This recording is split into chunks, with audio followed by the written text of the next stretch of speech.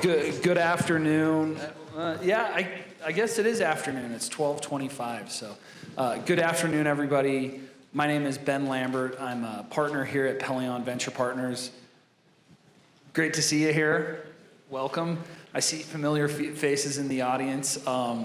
It's great to have this panel. It's an awesome panel, and we're lucky to have them here. I want to start out by asking each of them to introduce themselves and maybe like the one reason why you were asked to be on this panel. So Bethany, go ahead. Well, thank you, Ben, and thank you to Governor Cox and the team for inviting me here. I'm delighted to be here. I'm Bethany Coates, CEO of Breakline Education. Our mission is to help Americans make career transitions and get to work as quickly as possible. We've been around for about 10 years, and we do a lot of work with our military community. And within the military community, we do a lot of work with our nuclear experts. So nukes coming out of the Navy will come through Breakline. Currently, they join our partner companies, a lot of consumer tech, a lot of defense tech. We want to start sending them to nuclear. So that's one of the reasons why I'm here, and a thought about how to help build that workforce for y'all. Andrew. Yep, thanks, Ben. And first of all, I want to thank Governor's Office and also Pelion and Ben. Thanks for putting this on. I'm Andrew Schwab. I'm an investor on the team at In-Q-Tel, otherwise known as IQT. In-Q-Tel is the strategic venture investor affiliated with the national security community. So we invest in startups. We help them build relationships with the national security community and the DoD and the IC, and increasingly with some of our international allies in the UK and Australia as well. As part of In-Q-Tel, I focus a lot on investments in the energy space. Been looking around in the nuclear space for the last 12 to 18 months. We're excited to be invested in the space, and excited to be on the panel here. Great. Welcome. John. Thank you, Ben. Hi, everybody. My name is John Fogelsong. I'm one of the founding partners over at Friends and Family Capital. And I'd like to start with a few thank yous. Thank you to Governor Cox for your leadership. Thank you also to Ben and the Pelion team, and also to Pete Koziel over at Dauntless Ventures, and Mike for the help in organizing us all here today and for your support. As a little bit of personal background, I'm a local of the Silicon Valley area, a second-generation venture capitalist. I started Friends and Family Capital with my brother-in-law, Colin Anderson. He's the longtime CFO over at Palantir Technologies. And at Friends and Family, we invest early through growth to help support our companies. And we specifically like to look for founders who are really helping to push out the efficient frontier of what's possible. Founders who have identified unique technological breakthroughs and who are working to help take what seems to be impossible and to turn it into the now possible. Why I'm here today: particularly passionate about energy and the role that it plays in our economy and helping to move things forward and helping to bring some of the capital to enable all that. Thank you. Scott. Hi, Scott Nolan, partner at Founders Fund. Founders Fund's a multi-stage global tech investor based in San Francisco, team of about 12 people, and first outside investor in SpaceX and Palantir, Anduril, a bunch of other companies, Facebook. So long history, going all the way back to 2005, always trying to be the first investor in a sector for whatever company is going to change the sector. So we've been looking at energy for a long time, investing in nuclear for about the past decade, and so that's, I think, why I'm here. Awesome. Thanks, Scott. So I want to start out the panel by asking the question about why we're having venture capitalists and people involved in the early stage ecosystem actually on a panel at a nuclear summit, because it's kind of antithetical to what we typically do as VCs. And for those that aren't familiar with it in the audience, each of us who have and manage funds, we raise money from institutional, what we call limited partners. They commit money to our funds, and then we have about 10 years to invest that money to support the companies and hopefully have those companies exit where we make money on those investments. Now, oftentimes in the early stage, it doesn't work out and we lose money on a lot of it. But every once in a while, we get some really great companies, like Scott mentioned, SpaceX for Founders Fund. Pelion, we have a lot of great companies here locally, Divvy and Cloudflare and others like that. But we usually have these funds for 10 years and maybe 12 to 14. And typically, in these hard sciences and these very very deep technical problems that we're trying to solve, a 10-year fund or a 12-year time horizon doesn't work. So starting with you, Scott, how do you guys think about investing in an industry and in a technology that's going to take years, if not a decade or more, before you guys start seeing real proof that it's working and that there's enterprise value being created? Yeah, and this is something that the whole Founders Fund team realizes is if you get involved in an early stage in a tech company, you could be in it for a decade, sometimes longer. Founders Fund's first investment in SpaceX was 2008. So that's been a long time, and the funds have been set up to accommodate that with long lifetimes and extensions. You know, time is probably only part of it. You also have to be prepared to invest a lot over time. You know, SpaceX, it was first investment 2008, a series of follow-ons, big follow-on investment to really fund the Starlink development.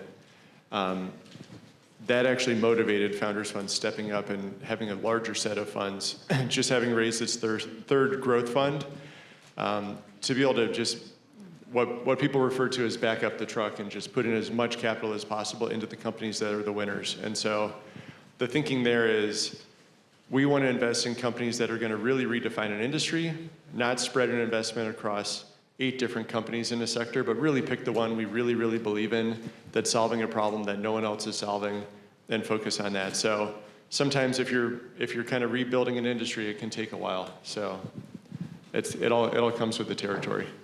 John, how do you guys think about long investment time horizons? So I'd echo a lot of the points which Scott just made, that driving true change in large industries takes a very long time frame.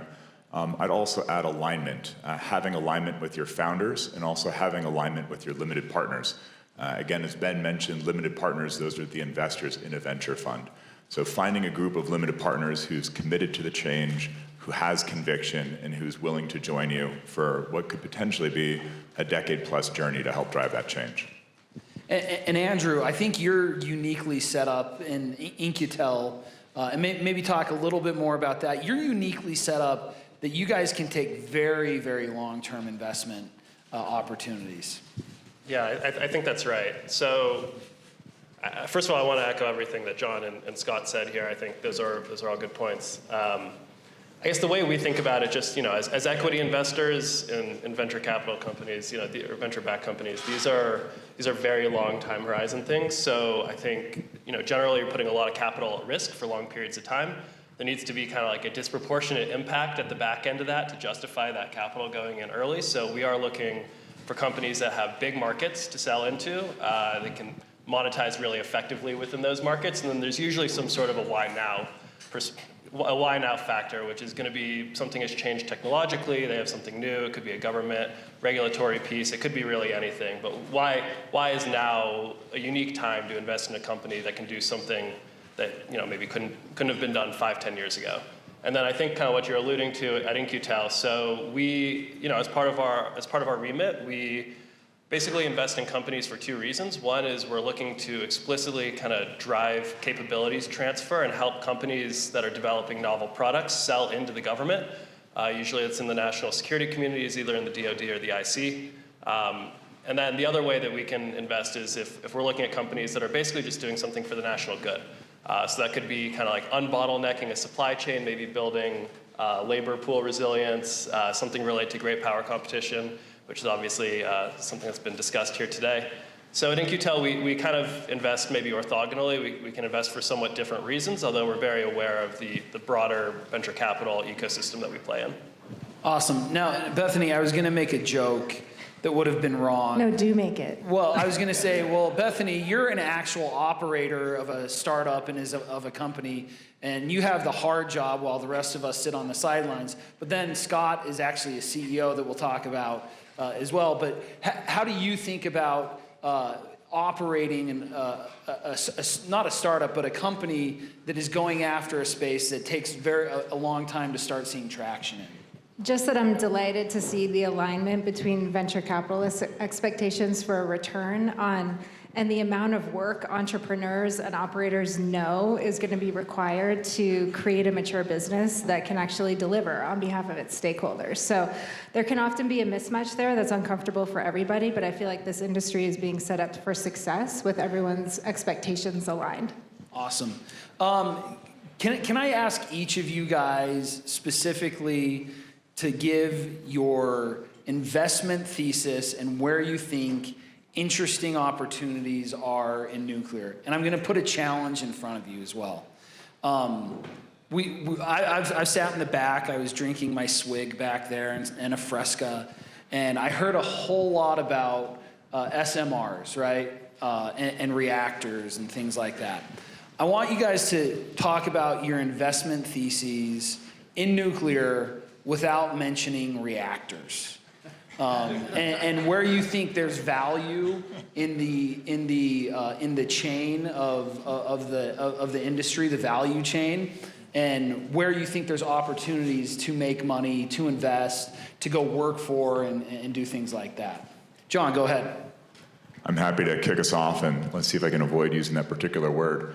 So I like to think of customer needs. Who is my customer? How are they being served today? And how can we better help serve them in the future? And I currently am from California, and I was recently meeting with a California manufacturer. This is a manufacturer who routinely uses between 10 to 15 megawatts of power. And he'd love to have a solution which he can put on his side of the meter, which he can have more control over, more predictability, more reliability. When I hear that type of a customer need, and I think that type of a story is really emblematic across a large heart of the American industrial base, a large heart of the American manufacturing base, and what we're looking to do with that base, that manufacturing, that industrial in the years to come. I think that speaks to a very clear need. And I'd also add that when we just take a look at who helps supply that type of a need, I think there's some very interesting opportunities there too. Awesome. Andrew?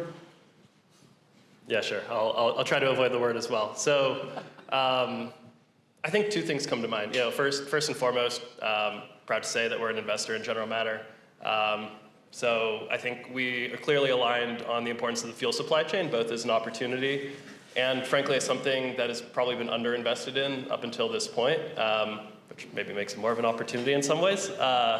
But yeah, I think the ability to deliver fuel where it needs in various formats and do it economically is going to enable all sorts of different applications. And that maybe kind of gets me to the second point, which is the ability to deploy energy flexibly, nuclear energy flexibly in multi-domains across various applications where it hasn't traditionally been used.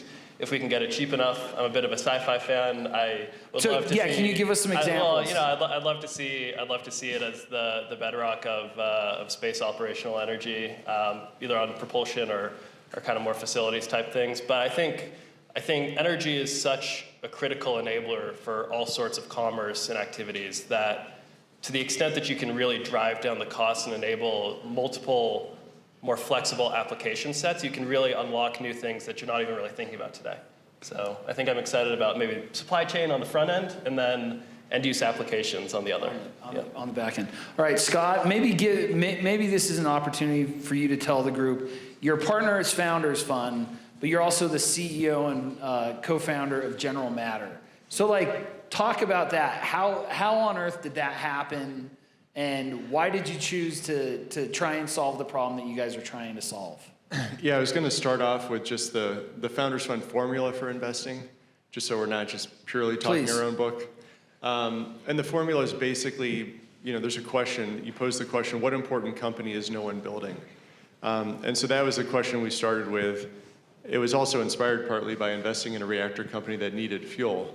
But every good investment Founders Fund makes has that core question. And then the second piece is, okay, in addition to this problem isn't being solved today, as you solve it, why are there going to be moats around the business? Because it's going to be 10 years. So you have to believe that this isn't just an app that you're going to build and someone can copy it pixel for pixel in 6 months. It needs to be something that naturally, accumulates advantage, and where you might start with a tech moat, maybe it turns into a regulatory moat, maybe it turns into an operating experience moat and heritage moat, which is true for the reactors also. But in our case, Founders Fund invested in a reactor company, found out they had no source of fuel, that the fuel that they needed was only made in Russia, that they couldn't get it. And so we just asked the obvious question, why is no one making that fuel in the US today? And the answer was, well, no US company is making fuel at any real scale in the US today. And so it just led us going down this rabbit hole of trying to understand why, trying to understand whether it was the mining step, conversion, enrichment, et cetera. We came to focus on enrichment and just said, no one's done this or taken a new stab at it for a very long time. We need to do this the SpaceX way. We're going to start clean sheet. We're going to pull in a team from the nuclear industry, from the tech industry. We're going to combine those things and make sure that we fully understand the problem, but also think about it in a totally new way. So focus on domestic, focus on cost. And we think that's a unique problem that no one's solving. And so Founders Fund incubated the company during 2023, 2024. We really got started, pulled the core team together, and yeah, just heads down trying to solve this problem. Awesome. I've heard the General Matter story. You guys came out publicly you came out of stealth, I think last week or two weeks ago, and it's a great story. In preparation for our panel today, I had calls with each of the panelists, and my favorite call, no disrespect, guys, my favorite call was with Bethany, and I said, Bethany, like we're talking about nuclear power, we're talking about sustainable and dependable power and energy for us. What do you think is the biggest, hurdle? And she went off for about 5 to 10 minutes.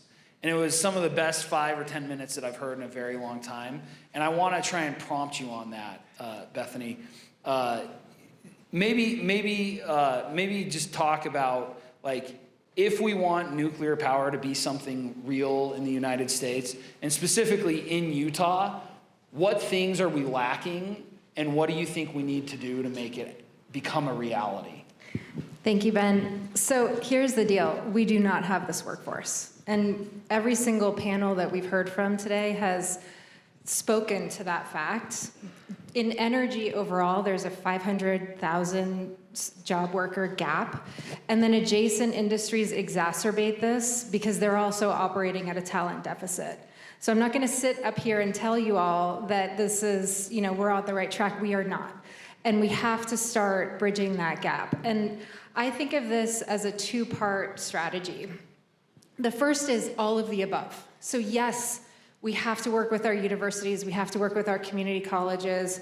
We have to poach aggressively from industries that have similar characteristics. We have to bridge with our military population and scoop up as many of those nuclear-trained service members as we can. All of that makes a ton of sense. That will still not bridge the gap. There's a missing piece here, and this is the BYO component, build your own. I think what this industry needs is a purpose-built vocational school that is specifically designed for the nuclear industry, and we already have the blueprint for this. The blueprint, which both Pete Kazil and Drew DeWalt have both gone through, is the Navy's Nuclear Power School. This is a 6-month school that trains our enlisted service members and our officers. Pete was clapping, just so you know. Thank you. Thank you, Pete. And that is the blueprint. This is a rapid, get folks to work in critical roles for the industry, and it exists today. We should use it for inspiration, for how to help power this industry. Now, there's a key component to make this work. You know who can't afford a college degree? Americans. 2/3 of American adults do not have a bachelor's degree. And part of that is because they can't afford to take time off of work in order to pursue an education. High school graduates make a salary of $35,000. That's $17 an hour. This industry should pay these folks to attend this school. That's $17 an hour instead of having them flip burgers at McDonald's. Pay them to attend the school, and just like the second inspiration for this coming from our military, require a work commitment to the industry on the back end of that.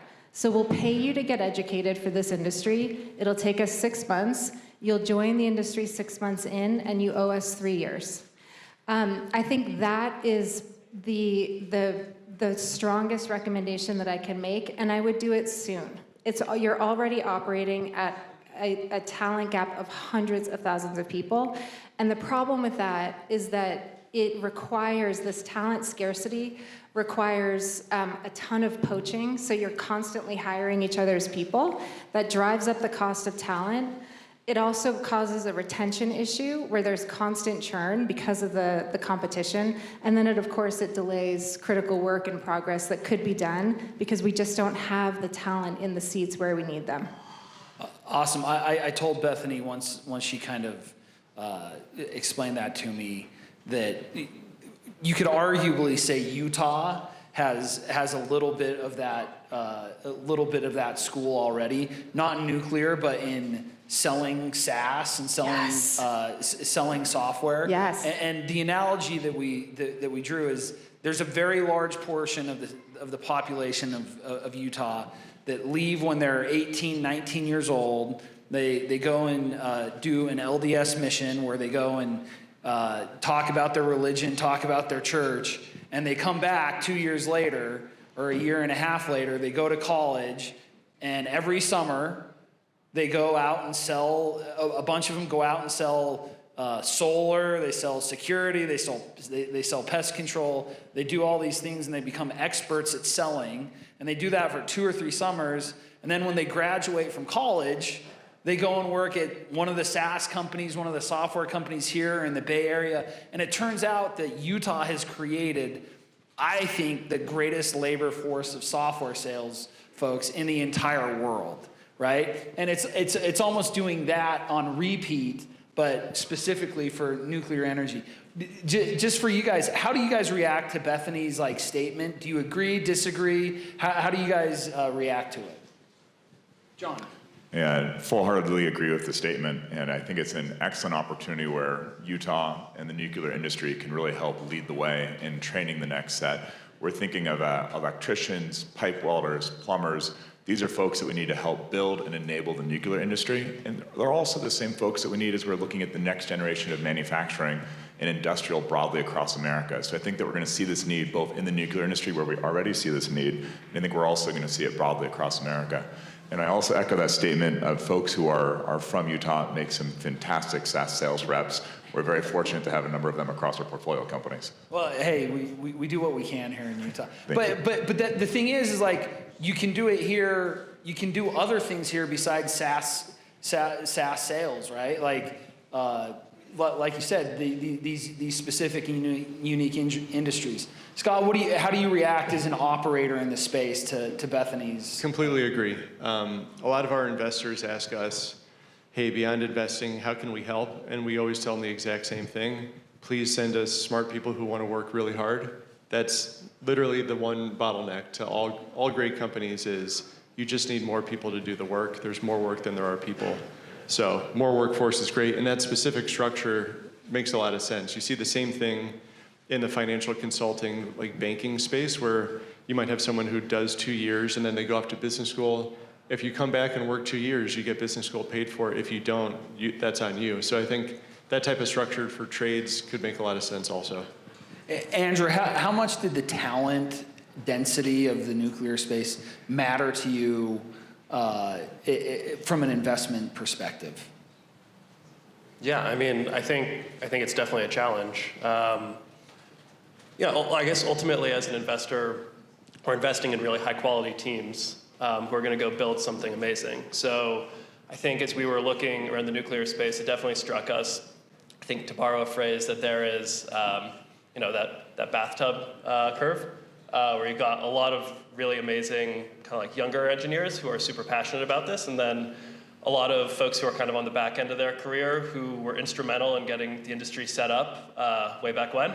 And there's a bit of a missing middle just because nuclear, as has been kind of discussed here, didn't see a lot of new development over the last 20, 30 years. So I think finding teams who are able to attract that talent and who are going to be able to, whether it involves kind of retraining in the way that kind of we're talking about here, or maybe just are really awesome at recruiting from the existing labor pool that we have, I think that's a huge differentiator for us.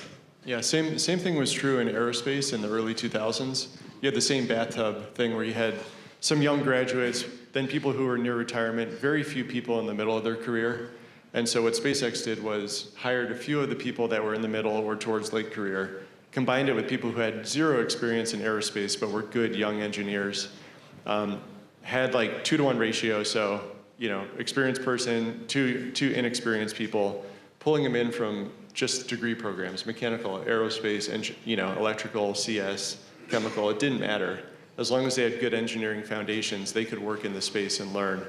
And so now fast forward, actually 20 years later, all those people who started are now mid-career, extremely experienced people who are now starting their own space companies. And so I think you could see the same thing in nuclear, where you combine general engineering, general operators, general vocational, with experienced nuclear people to build these companies, and then you have a huge workforce that's ready to go build the next great companies after that. And maybe if I could just kind of tack one thing onto the end. I think one thing I've been really excited to hear about over the last day is kind of just this partnership in the Rocky Mountain area. I think clustering ultimately is like a good thing for encouraging that cross-pollination, encouraging that labor force mobility, and just building new companies and doing really creative things. So I think as an early stage investor, I always get excited to see large, or like really high density of really awesome talent. And I think one of the benefits of a lot of the work that's going on here in Utah right now is kind of laying the foundation for that next phase of growth. Yeah. So Bethany, and you talked about it from a clustering standpoint. We're in the Intermountain West, and you gave the Navy nuclear program as like an example. Like we're in like a deep red state. Wyoming's even more red. Idaho's even more red. Colorado's a little purple. But like the idea of like doing something programmatically, like who needs what buy-in do you need from either state, local leaders, or can the companies do it themselves? Scott talked about SpaceX and how SpaceX was able to do this naturally. How would this actually come to fruition and get people on board with such like anti-government intervention ethos? Well, first of all, Ben, you told me that we were not going to discuss politics today, so that's... I lied. So I actually think that this is an opportunity for public-private partnership. I think this is an opportunity for every stakeholder to win. It makes a ton of sense for us to get outstanding people to work as quickly as possible. And the investment is actually fairly low, $17 an hour. And the return on investment begins 6 months later. So I think it makes sense for all stakeholders. I would encourage public-private partnership in terms of the investment. I do think that the industry, as the primary beneficiary of the talent, could play a leading role in paying for this talent. Our military academies, again, there's a blueprint for us there where our cadets are paid to attend the academies, which are also free, and then they follow up with a 5-year commitment in service. So all of this has been done before, and it's been done successfully for many, many years. And our states could also provide funding for this, knowing that those students who are students for 6 months then turn into taxpayers. So it's a great return for our states as well. Yeah, and maybe Bethany, just one last thing, then I'll stop bugging you about this. But maybe talk about like the work you've done with Anduril and how you've made this part of that strategy. Yeah, it's interesting because we have worked with Defense Tech for the last 10 years. So Anduril, Palantir, over the years have both been partners of ours. We're working with tons and tons of small startups like Kestrel and Cape, lots of startups that have been funded by Shield Capital and others. So we've helped to build that talent pipeline for Defense Tech. We now have a community of about 25,000 people who are really well suited for Defense Tech. And nuclear is where Defense Tech was 10 years ago in terms of the average job seeker who could be qualified seeing nuclear as a relevant opportunity for them. So I was an assistant dean at Stanford before I started Breakline. 10 years ago at Stanford, no one was interested in Defense Tech. They wanted to go to Google. It was only in the last year and a half that actually a lot of people started to get interested in this space. And I think one of nuclear's really interesting and completely free competitive advantages is that it matters to lots of people for lots of different reasons. When we surveyed thousands and thousands of Breakliners 2 weeks ago, their top reasons for taking a job and staying with that job were compensation, we all need to pay our bills, mission-driven work, I want to feel like I have a purpose to what I do, and then some other things that I can share if you're interested. But the mission-driven for nuclear, it could be national security, it could be clean energy, it could be a really interesting business opportunity. It could be the revitalization of, our small towns. So you have an opportunity to recruit from all kinds of talent communities and have a workforce that is just thrilled to be there. And it leads to really important retention, value-added metrics for you all over time as well. So I do think that there's an analogy with defense tech, and it does take years to build, but then once you build it, very durable. Awesome. I'll just say two other things about Bethany real quick.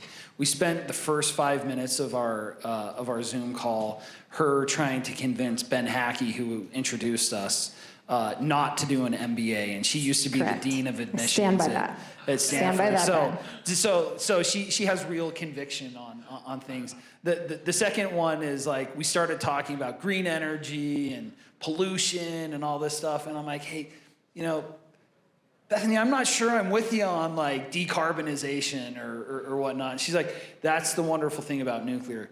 You can have so many reasons why to want it. You don't have to be religious about anything to agree with it. We don't have to talk politics. No, we're Ben. not talking We're not politics. talking We're not talking politics. politics. We're gonna. Okay, so let's talk about financing. John, I wanna go to you. John's firm, and I'll let him talk more about this. One of the things that he tries to do to help the founders that he invests in is help them get to a path to either profitability or the next stages of financing. That's one of the things that distinguish them. And here's the thing: if anyone wants to start a startup in hard tech, in hard science, and in energy, it's going to cost a ton of money. It's going to require a ton of investment. And so, John, maybe talk about the financing life cycle of these type of investments, specifically in nuclear, and how you think about it, and how you think entrepreneurs and founders should be thinking about it. Absolutely. And to share a little bit more background there, as a firm, we help founders as they're building out the finance side of the house. So think hiring your finance team, your accountants, your controllers, one day your CFO, helping you on your operations, then also helping you on your capital stack. And that last part, the capital stack, very much in play here. As we all know, these are very capital-intensive businesses. Building a nuclear, I'll use the word here, a nuclear reactor, or potentially actually as we look at financing the nuclear supply chain as well. So when we think of the role of venture capital, one of the beauties of the venture capital ecosystem is to really help to absorb some of those costs that maybe should not be borne by the ratepayer. So to really help absorb some of those early R&D costs. When you have a very risky proposition, you have an idea, but very importantly, you've seen a technological breakthrough, something that you think could really change the future here. That's where venture capital can help provide that early days of capital. And we think of the venture ecosystem, you have certain firms that specialize in those very early days. Those are called the seed rounds and the seed firms. And then on the very far end of the spectrum, you have firms that specialize in your growth rounds or your pre-IPO rounds. And when we look at an industry like nuclear, it's a little unique in the sense that in addition to just equity, there's also going to be a variety of different types of private sector debt that can also come into the financing equation here as well. And just on the private sector side, that can take the form of equipment financing. A number of the different machines that are going to be used in the nuclear industry have other uses. They have a robust secondary market, equipment financing very much in play. And then also triple net lease, folks who'd be interested in purchasing various aspects of a facility, of a supply chain, leasing it back. In addition to just straight equity, we see a number of alternative ways, all within the private sector, that can help fund the development of nuclear technology and the nuclear supply chain.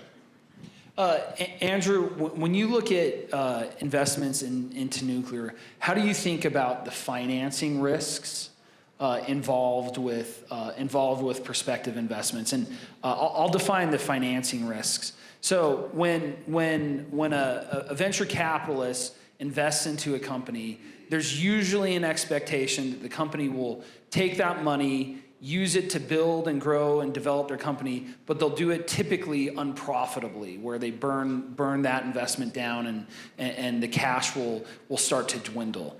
And so the financing risk that we talk about is, will the company, as it burns its cash, be able to raise more money to continue and sustain the operations from investors until you actually can become profitable? How do you guys think about that in the nuclear side? Yeah, I think it's a good question. We tend to play a little bit earlier, so we're closer to, I guess, like the seed stage, seed series A, kind of in that neighborhood for the most part. But I think when we're talking about hardware companies, a lot of time there's this concept of the valley of death, which is basically as a company is kind of trying to hit that scale where they're kind of consistently and consistently producing product, whatever that product may be. So in this case, it's whether it's nuclear on the reactor side or on the supply chain side or some other sort of technology, there is going to be kind of like a painful phase of growth where they're not really producing all that much revenue and they're burning a lot because they've grown their team and they're making all these capital investments and whatnot.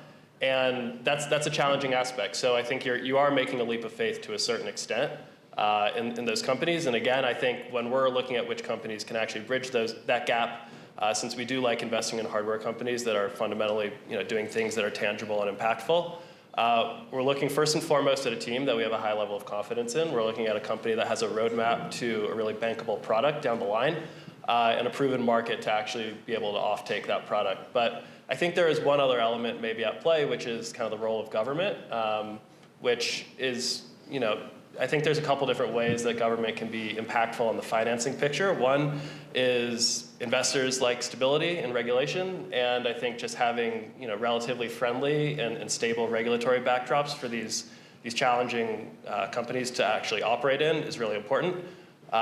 One is potentially a non-dilutive financing if there's something, or as like a market maker, if there's kind of a chicken and egg issue or market inefficiency to be solved. So that's a more kind of direct way that the government can get involved to help give private investors that confidence that they need to deploy their own capital. And then the last one is potentially as a customer. So we heard earlier from Lee at DIU about kind of all the great work that they've done around, I know it's ANPI, I don't know if I'm supposed to pronounce that, ANP. Sounds good. And yeah, I think government as a potential customer for nuclear, as well as some other challenging, more capital-intensive sectors, is a really important thing. So really, at the end of the day, though, I think private investors who are kind of committing this sort of risk capital are taking a leap of faith, and there's always going to be some risk involved. Yeah, Scott, how does Founders Fund think about the financing of these really big, audacious projects? I don't know what your first check into SpaceX was, but it was probably 4 or 5 years before, like, SpaceX was generating revenue, if I'm not mistaken. How did you guys think about that, and how do you think about it today? Yeah, I think we take there's a different cut on this that's not just the capital stack or the how to bootstrap your way there. It's really this thing of, a lot of people think, hey, let's go after a $10 trillion market. If we get 1% of it, that's going to be incredible. We should just do that. Founders Fund takes basically the opposite view of, don't try and get 1% of a massive market. Try to get 100% of a tiny market, and just really have insane product market fit. Do something no one else is doing. You can really define the company as a small company at that point, and ask yourself, okay, is this business working? Are we comfortable funding that first bite size? And if there's a path to owning that small market, it's appealing as a seed investment or a Series A. And then you want there to be a second stage after that where, okay, once we own this small market, what do we do next? How can the natural advantages accumulate? And now we can go to that next bigger market and again and again. And so eventually you work your way to owning a large percent of a large market, ideally, instead of a tiny part of a huge market and then trying to climb your way there. So if you take this approach, it naturally doesn't feel like you've got to sign up for $1 billion out of the gates or something for a huge project. You can actually say, hey, maybe to own this tiny market, they only need $10 million, $20 million. Let's give it a shot and see how it goes. And then if it's working really well and they have a huge opportunity, maybe we decide to invest 100 million or something like that. So I think that first check into SpaceX was probably 20 million ballpark. Later checks were way over 100 And now it's million. well over billions, right? Yeah. Yeah, that's awesome. So I'm going to ask two questions in one. Andrew, I'll let you skip half of one of the questions, but I won't let anyone else skip the other. So the first one is talk about the regulatory environment as you see it and how startups and companies and investors need to think about the regulatory environment. That's number one. So Andrew, you can skip that one. He's associated with the government, so we can't really be critical. Number two is it we're in Utah. The governor's right there. He's spending an entire day talking about building nuclear here. What can Utah do between today and 10 years to be the global epicenter of nuclear technology in the world? And so those are the two questions that I asked you to answer. Ooh, I go first? Yes. Okay, I'm going to take the second piece first. One thing that I'm so grateful for in Utah is that this is a state that has invested in K-12 education when so many other states have underfunded that educational pipeline. The upshot here for nuclear is that we are ready on that technician level. We're ready for the skilled trades. We have folks coming out with a very substantial STEM skill set. And it's important because some of the competing regions like Texas and Tennessee are underfunding that pipeline, and you see it in their graduates where they need remedial education. So from a time to value standpoint on the talent side, I think Utah is in extremely strong competitive shape to do great things for this sector. And then the other thing, Governor Cox, thank you very much. Governor Cox and his team funded Breakline to work with hundreds of military veterans and military spouses in the state to help them on-ramp into new careers. This is a state that thinks in really creative ways about how to get people to work, how to ease the labor market, how to make sure that businesses have the resources that they need to grow as quickly as they want to grow.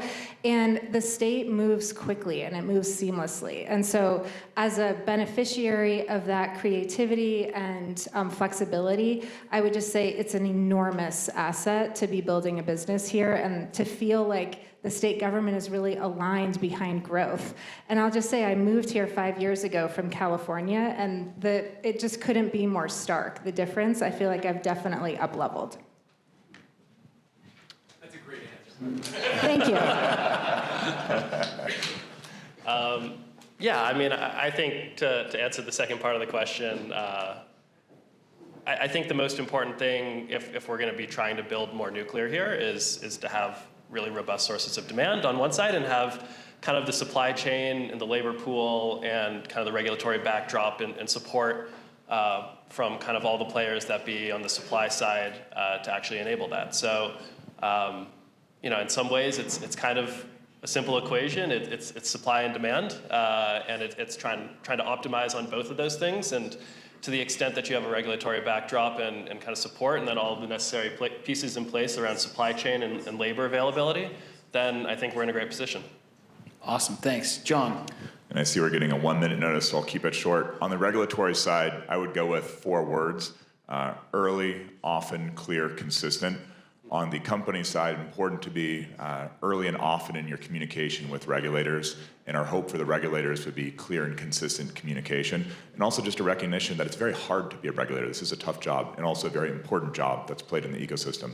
On the Utah side, I would look at where is job creation and also value creation for communities. And when I think of nuclear and the nuclear industry and the nuclear supply chain, I take a look at where do I see jobs being created throughout that whole ecosystem, and what are the ways in which that can all help add value to the local communities. Scott. Regulatory side, this is echoing an earlier panel where someone from X-Energy talked about NRC actually being fine. That's been our experience too. We've interacted with them. They've been great, super supportive. I think it's the same thing John just said. Just if you're a startup, engage with the regulator, understand what their goals are, work with them to achieve it. On the Utah side, I would say it's really easy. Just honestly, it's as simple as build nuclear. It's fight an asymmetric battle. If you're competing with other states, do what the other states won't do. Do a bunch of, the new bill that just got signed enables behind the meter. So the best use case for nuclear right now is behind the meter for big data centers. I would do that. I would do nuclear. I would attach it to the grid. I would sell it to California, who seems much less capable of bringing new generation online. Charge what you need to charge. It's still going to be cheaper than what California ratepayers pay. I think it's on a platter for Utah and for many other states to just go forward, basically. Awesome. Well, thank you so much for spending the last 40 minutes with us. Appreciate it, and hope you guys enjoyed it. Thank you so much. Thank you.